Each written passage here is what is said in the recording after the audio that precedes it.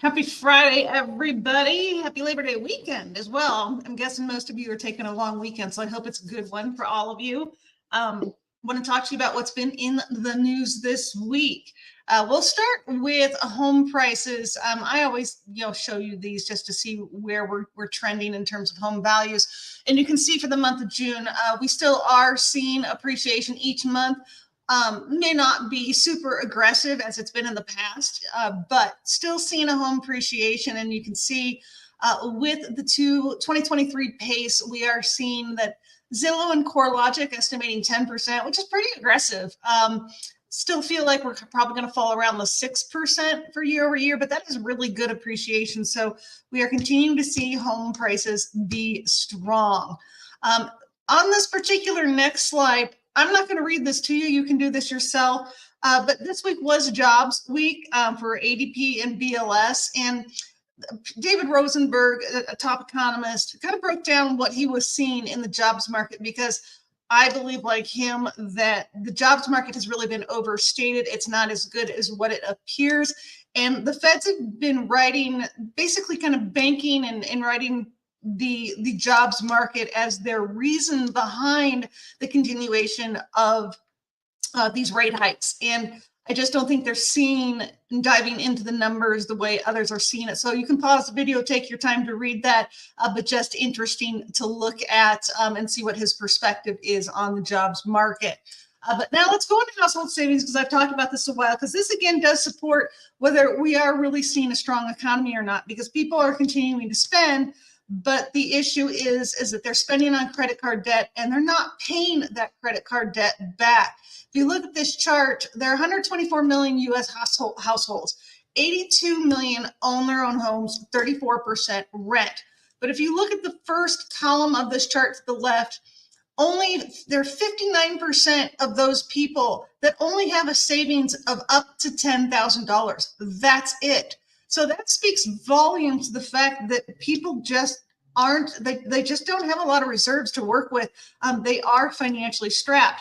And while the CoreLogic loan performance report came out this week, it does show that 30-day, 90-day, and foreclosures on mortgages are unchanged. So those are good. But the difference here, what we're seeing now, is credit card debt delinquencies are going up. So people are paying their mortgages, but they're falling behind on credit card debt. So as consumers are out there continuing to spend money, but putting it on credit card debt, they are falling behind on their credit card payments. So that does speak volumes to really where the economy is at, in my opinion. Now, let's take a look at the BLS. I'm going to point out a couple of things here within this report, because I think it's really important. If you look at the overall trend in the BLS jobs report, you can see that right here in the middle of the chart, 3-month average is 150 job creations. But if you go to 6 months, it averages to 194. And then 12 months out, 257. So as we get closer, as the time period gets shorter, you can see that job creations is going down. It is trending less. In 2022, we have an average of 399,000 job creations each month. Now we're averaging 150. That suggests in itself alone that job markets are slowing. And one of the things that was pointed out this week by ZipRecruiter is that maybe part of the reason we're seeing the escalation in the jobs being higher than what they are is because there are a lot of jobs that are being listed in duplicate, because they're listed across multiple states. Now that we live in this environment where people can work from home, these are remote positions. So employers are listing their job postings in multiple states, and that's being duplicated, the numbers that way. And then we are also advised that there are multiple companies that are listing jobs in duplicate, but they're listing it under a different job title. So that duplicates the number of job offers out there, but they're just simply trying to get more interest based on the job title. So very interesting to note there.